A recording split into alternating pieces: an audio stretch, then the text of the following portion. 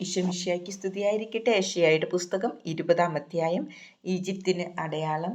അസിറിയ രാജാവായ സാർഗോന്റെ കൽപ്പനയനുസരിച്ച് സൈന്യാധിപൻ വന്ന് യുദ്ധം ചെയ്ത് അഷ്ദോദ് കീഴടക്കിയ വർഷം കർത്താവ് ആമോസിന്റെ പുത്രനായ ഏശയ്യായോട് അരുളിച്ചെയ്തു, നിന്റെ അരയിൽ നിന്ന് ചാക്കുവസ്ത്രവും നിന്റെ കാലിൽ നിന്ന് ചെരുപ്പും അഴിച്ചു കളയുക.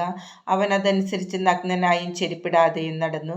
കർത്താവ് അരുളിച്ചെയ്തു, എൻ്റെ ദാസനായ ഏശയ്യാ ഈജിപ്തിനും എത്യോപ്യയ്ക്കും അടയാളവും മുന്നറിയിപ്പുമായി 3 വർഷം നഗ്നനും നിഷ്പാദുകനുമായി നടന്നതുപോലെ അസീറിയ രാജാവ് ഈജിപ്തുകാരെ അടിമകളും എത്യോപ്യക്കാരെ പ്രവാസികളുമായി യുവാക്കളെയും വൃദ്ധരെയും ഒന്നുപോലെ നഗ്നരും നിഷ്പാദുകരും പിൻഭാഗം മറയ്ക്കാത്തവരുമായി ഈജിപ്തിന്റെ അപമാനത്തിനു വേണ്ടി പിടിച്ചുകൊണ്ടുപോകും.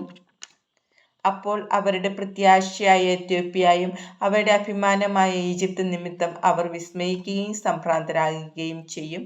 അന്ന് തീരദേശവാസികൾ പറയും, അസിറിയ രാജാവിൽ നിന്ന് രക്ഷപ്പെടാൻ വേണ്ടി നാം പ്രതീക്ഷയോടെ ആരുടെ അടുത്തേക്ക് ഓടിച്ചെന്നോ അവർക്ക് ഇതാണ് സംഭവിച്ചത്.